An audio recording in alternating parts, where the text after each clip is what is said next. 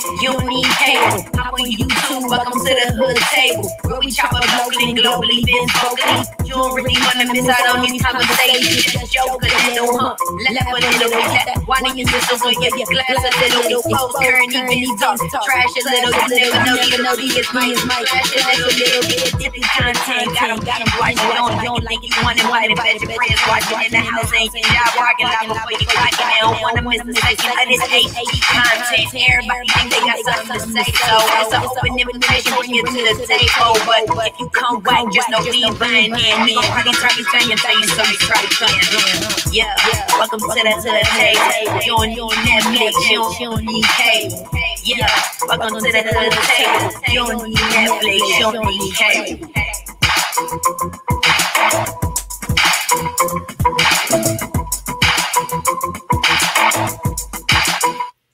Hey, what's up, everybody? What's up? Come on in. Man, it has been a minute since we done a review on Queen Sugar. And I'm so glad the show is back. You know what? I could have sworn the show went off last year. But then when I looked at my matter of fact, hold on, let me see. Let me double check. When I had looked at my reviews, it was actually April. And it seemed like it's been a whole year since the finale of season 5 of Queen Sugar. But anyway, it is back. And you know what? I've been reviewing this show for so long, but I didn't even remember or realize that the season has started all over, that season 6 was started. I happened to see, get a notification from another YouTuber who did a review on season 6, episode 1. And I was like, oh shit, Queen Sugar started all over again. So yeah, I went and checked it out. It was on my DVR because it's one of the shows that I have on my DVR. So I went ahead and watched it today when I got off of work. So it just came on yesterday, so we only a day late. So let's jump into this. Everybody, make sure you like the video, share the video, subscribe to the Hood Table if you're not already subscribed. Those of you who are signed up on my website, thehoodtable.com, same as our down here. Yeah, down there, thehoodtable.com. That is our website. If you are signed up over there to receive monthly newsletters, please check your email. If you didn't receive it, check your spam folder because sometimes it might go into the spam, and all you got to do is take it out of there and then mark it as spam so it won't keep going to your spam. But anyway, we are going to jump into this review. I hope everybody got a chance to watch it who are fans of the show because it did come on last night. It is season 6, episode 1, the premiere of Queen Sugar, and the show was called If You Could Enter Their Dreaming. And most of the time I usually can pick up which part of an episode the title of the episode is referring to, but not this one. Not this one. So that If You Could Enter Their Dreaming, the title of the show, if y'all got an explanation for that or which scene or storyline it related to, please fill me in because I couldn't even figure it out. But yes, so come on in, like and share the video, subscribe to the channel. First thing first, since it's been a whole like 6 months since the last since the finale of last season, I want to do a little rehash of what went down at the end of last season. Okay. Excuse me. Some of this good old drink. Okay, so at the end of last season, we were seeing how Blue, he seemed to be quite happy, at his new home with his grandmother's up north. He's going to that new prestigious school. It seemed like he's having a great time. He's enjoying himself up there. And I had told you guys that I thought Darla was pregnant, and then come to find out she was pregnant. And this time, ain't no need to question like they did with Blue if the baby is actually Ralph Angels or not. Hopefully. Now, also at the end of last season, Charlie had told Aunt Vi that Davis had, Davis was over there taking care of her, and when she had the Rona. And he had stopped by to pick up something that Micah needed shipped to him. And during that conversation, Charlie wanted to know from Aunt Vi, she was like, Davis seems a little different. He seems like maybe a changed man. And she wanted to know from Aunt Vi, does she think people can truly change? And Aunt Vi's response, just in case y'all don't remember, she said that Jimmy Dale, her ex-husband, he was an evil man. She said Jimmy Dale was basically the devil who feeds off of hate and treachery. He was somebody who also got his rocks off, inflicting pain on anybody he met, but more specifically on Aunt Vi. But she said when it comes to Davis, which is Charlie's ex, she said, and she made it very clear, that just because Davis messed up with you, Charlie, he is in no way, shape, or form anywhere close to being Jimmy Dale. And I have to agree. Now, whether or not they should, try to rekindle their flame, I'm not so sure about that. But anyway, we'll discuss that later.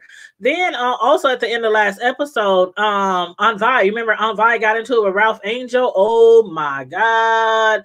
They had a big blow up. But after hearing some encouraging words from her husband, Hollywood, Aunt Vi started to listen up, and she loosened up a little bit.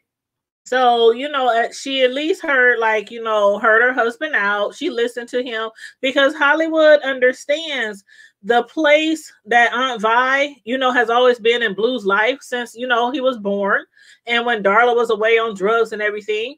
But Hollywood also understood just how hurtful and demeaning Aunt Vi was to Ralph Angel. And I still think what really set Raw off, what really got underneath his skin was when Aunt Vi called him a boy and told him how ashamed his father would be of him for making that type of decision to send Blue away to that prestigious school. Despite that, even if Aunt Vi believes that to be true, Hollywood still suggested that she apologizes to Ralph Angel, which we never saw her do. And then finally, to rehash some of last season, Calvin, Nova's man. Okay, y'all remember when Calvin came home that night after Nova visited with Andre Nixon? Calvin walked in the house and he immediately knew something wasn't right, something was off. And after asking Nova what's wrong, she handed him over that folder. Remember the folder full of the documents about the beating of Andre Nixon at the hands of Calvin's fellow police officers? Nova went on to tell Calvin that Andre told her, and remember he was only 19 years old at the time. He told her that it was actually Calvin's fellow police officers and Calvin who took part in beating him that left him paralyzed. Remember, Calvin kept saying it was a excuse me. Ooh. Telling these reviews be doing something to my throat, be dry. But remember, he had told her that it was not him, that he just sat to the side and he was scared to speak. He was a rookie. He didn't know what to do. But in actuality, Andre said he was the one who did the crippling blow. Calvin was the one who actually broke his back, paralyzed him. He was the one who did the last blow. And after being beaten by all those cops, that last blow did it. And that would put him in a chair, paralyzed from the age of 19. So Nova demanded last season to tell her the truth. And when he did, she was pissed off. Remember seeing her? She was lighting up her candles. She had to pray to all her ancestors. She was doing that what's love got to do with Angela Blaster, that Romeo show, whatever that is, that Romeo, with the candles and everything. But she was ashamed of being with someone who was capable of that type of crime because, she's all pro-Black. I mean, she's all pro-Black, Black and proud as she wants to be. Black Lives Matter. She's always involved in the protests and our rights and all that kind of stuff. So she's not also ashamed of being with him, but she's also ashamed of loving him and wanting to protect him. But do y'all think he is really a changed man? That's what I asked y'all last season. He says he is. He was putting it on real thick last season, telling her he was never really that type of person who would do such a thing, that he is a changed person. He's different man today. He also said that it was basically like peer pressure, to join in on the beating, because y'all remember they was pressuring him to join in on the beating. But then he ended up contacting the internal affairs so that he could right his wrongs. So do y'all think that is a sign that Nova might be able to continue with their relationship? I don't know. I couldn't tell, but again, she really loves him. And when they came to pick him up, you can see in her face that she was like scared to death, like, oh my God, what is going to happen to my man that I fell in love with? So that is just a rehash part of last season. That was like part of the finale, the last few episodes of last season. So to start off this season, we started off with Ra. He was up there boasting to Prosper that sending Blue up north to that prestigious school was the smartest decision him and Darla has ever made. Blue, he is doing extremely well, away at that school, living with his grandma, while Darla, who informed Ra again last season that they were expecting another child, she is dead. You can tell she is feeling now. She had that cute little summer dress on. You can see her little belly protruding under her dress. But when Darla asked Ra to join her on a trip to drop off some vaccination supplies to Aunt Vi, he had to pass on that one. And you can tell that he is still very much in his feelings regarding what went down last season between him and his auntie. And again, y'all remember how she disrespected? I couldn't believe some of the words that was coming out of I's mouth towards her only nephew. But anyway, instead he told Darla that Aunt Vi want to make things better. She knows where I'm at. She knows where to find me. And I just have to say, that man, he just sounds so sexy. I don't know if that's his real accent, if he's just putting on that accent because this show takes place, down in the South or whatnot. But man, that boy can talk your trolls. Ooh, child. Anyway, I'm about to go off. Oh, okay. Anyway, moving right along, all the same, Aunt Vi, she seems to feel disrespected as well, especially after finding out that Blue has recently been in town for a week. She didn't even know he was there. And Rod didn't even tell her until around the time it was time for him to leave. So despite Hollywood and Darla, making an effort to try to get auntie and nephew to reconcile their differences, it was not working, not the least bit. And why do you think that was? I'll tell you why I think it is. Because mainly what I believe is Aunt Vi, she's a much older person. You know how they are. Some of the old heads, they be set in their ways. They can be dead wrong. I mean, she is from the South. Well, the elders, they demand all this respect, the utmost respect. That's how you raise. And even when the elders know they are dead wrong, they still expect the utmost respect.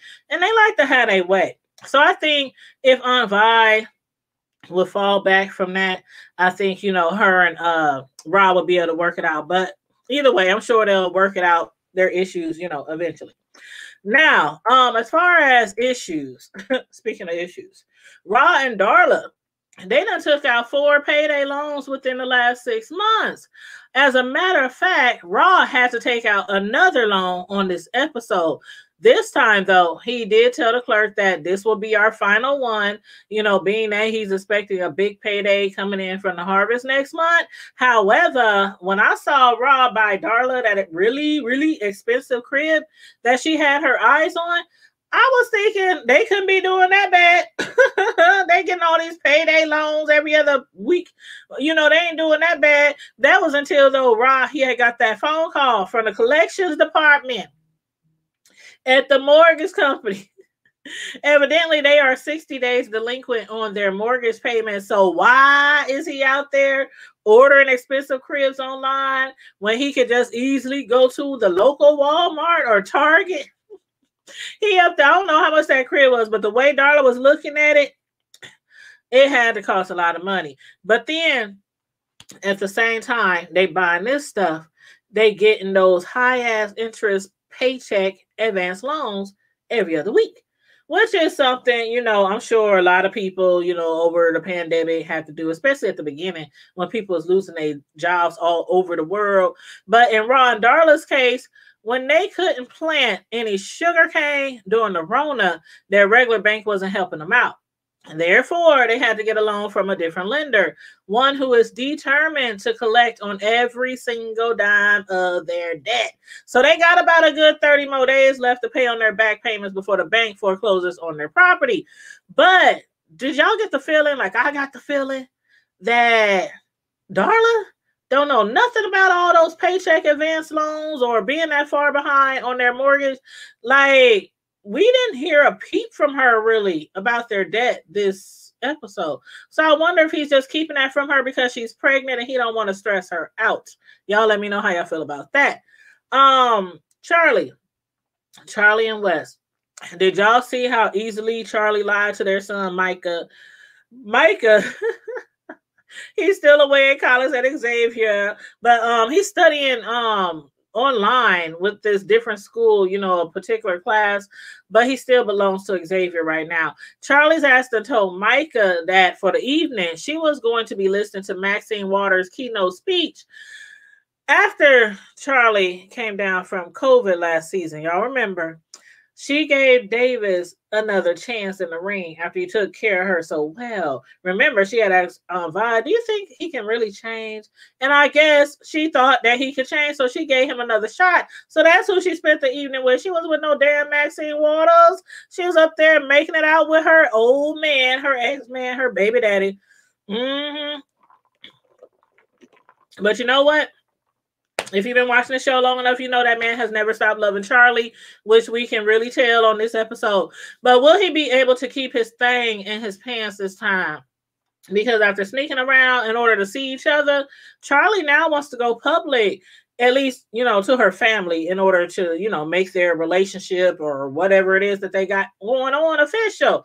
So I just hope he's planning to be faithful to her this time, because do y'all recall all the embarrassment that he put her through, all the damage that he did to her when they were married? She didn't have enough embarrassment in the past. So I'm hoping once this becomes official that, you know, he'll do her right this time, because Charlie deserves a good man. She really does. She's a great woman and mother, by the way.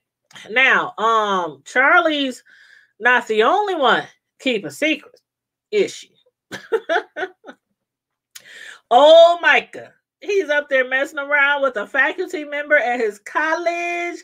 The crazy thing, though, and y'all let me know if y'all caught on to this, but the crazy thing about that was, remember when they were having the online class, something told me something was up with him and that teacher. I couldn't put my finger on it at first, but did y'all see the way she was staring at him through the Zoom or whatever streaming service they were using? Like, after they finished speaking about Marcus Garvey, the professor told Micah, "Very good, Mr. Davis." Micah had to finish the sentence, you know, all for her. He had to finish it all for her. But she was really putting 20 on 10 as if she didn't already know his name, when she probably knows the first, the last, and possibly even the middle, and his nickname. Probably know everybody's name in his family. But it was just something about the way she was looking at him and talking to him. For me, that did it. I was like, "Ooh, something is." And then I'm not gonna lie though, when he was talking to his Aunt Vi, making up the reason why he wasn't there, telling her he was at the library and, you know, forgot about it, whatever. And they wouldn't show like who he was with, but he was in bed and I knew it was somebody in the background.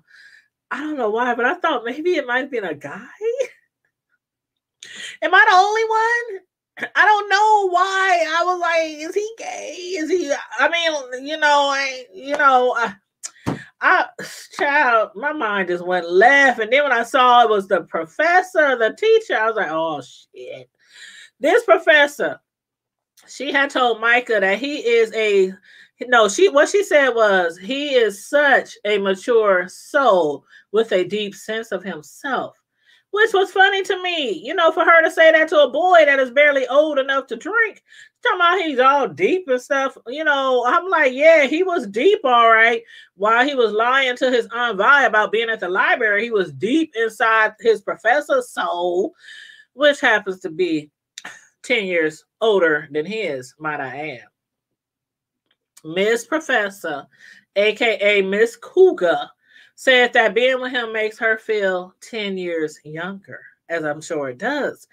But just because she said it makes her feel 10 years younger doesn't necessarily mean she's 10 years older than him.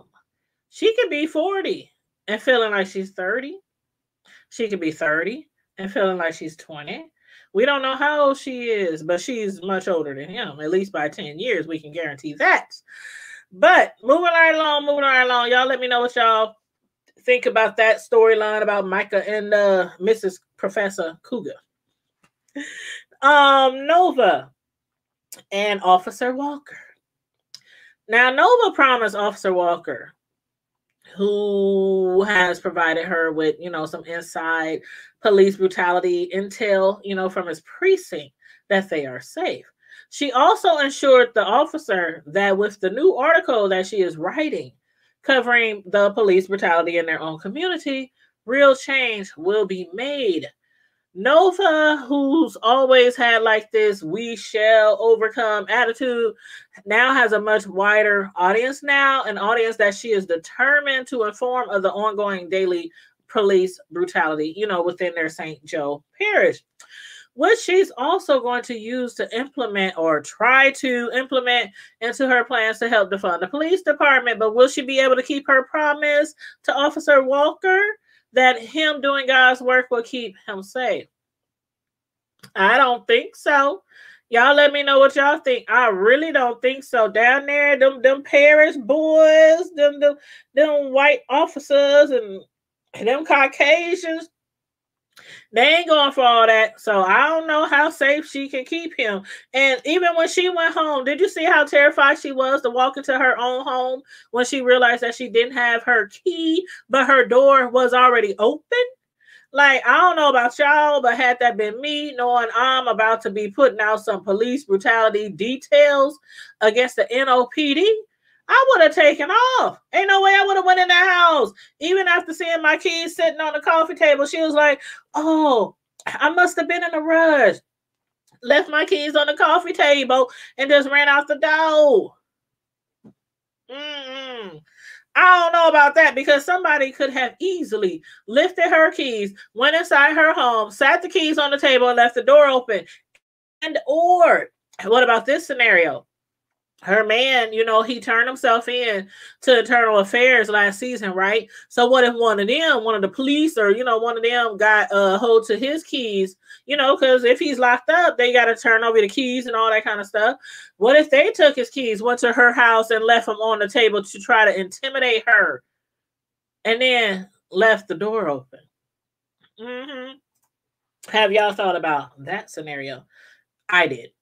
So yeah, I wouldn't have never walked into the house. I would have went and got Ralph Angel sexy ass or Hollywood and Prosper or, somebody. I would have went and got somebody. But anyway, you see what happened to Prosper, right? Who told Nova that his outlook at the beginning of the Rona was that the world didn't think, your life was worth living. That is, if you were old, black, and poor. So he was really appreciative of Nova taking the lead in organizing a community event, for the vaccination drive for St. Joe. And in response, she told him, I got you. I got you, boo. No matter what, I got you. But she couldn't have everybody, as you see. The state health department has sent over all these vaccines, but it was only 300 doses when actually more than 400 people showed up. The line was all the way backed up, all the way from St. Joe's to St. Thomas Parish, and due to people, outside of the community running down there to get a shot. The only people that were supposed to be there was from St. Joe, like the elderly, the people who are most prone to be getting sick from the virus, stuff like that. People who had already had ailments.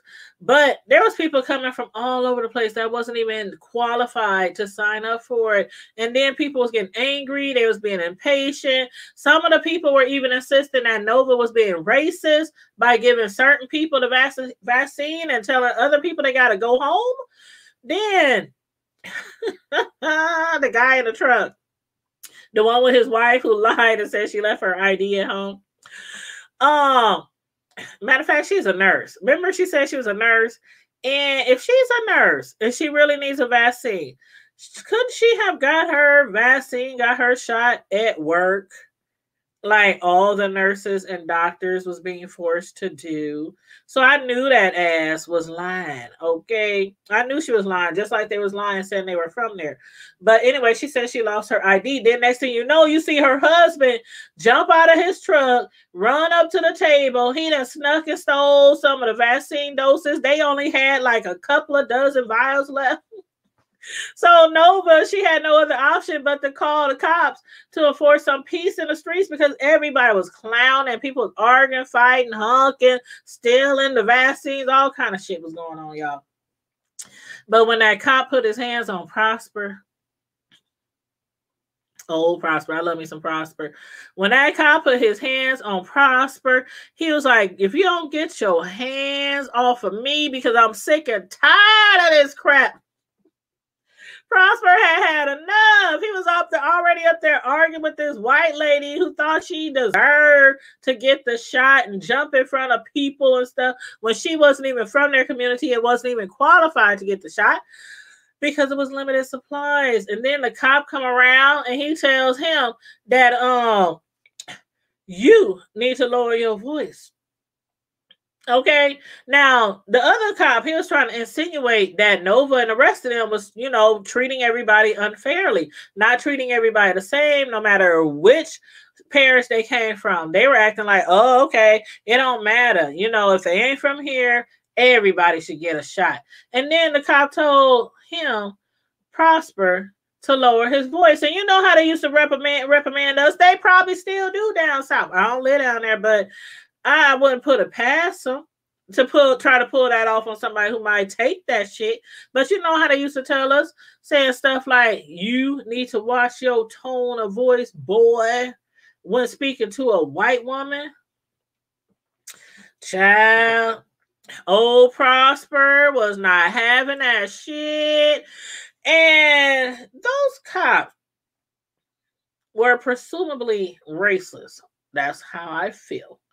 And I'm just saying that just from what we've been seeing. Remember the time what they did to Charlie's son? Remember what they did to Ralph Angel and his son? I mean, there's so many incidents down there with these white police officers. So I'm just gonna assume some of them are really racist.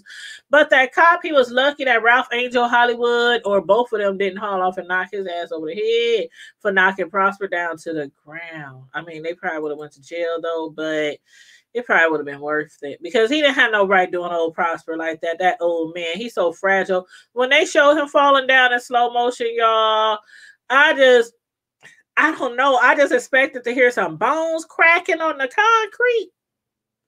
It was just so dramatic, like, oh, and I'm like, oh, I know I'm gonna hear a shoulder, a hip. I was just bracing myself to hear like some bones cracking from him hitting the concrete, but he ended up falling backwards, hit his head on the concrete, but he hit his head pretty hard, when he fell. So I really, really, really hope that old Prosper is going to be okay. So y'all keep prospering your prayers, y'all. Keep prospering your prayers.